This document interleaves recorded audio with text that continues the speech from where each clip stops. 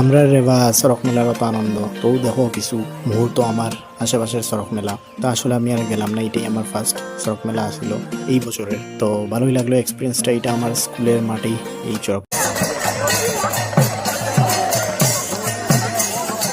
মেলা। তো তোমরা দেখো এবং এনজয় করো, আমি আর বেশি কিচ্ছু কইরাম না।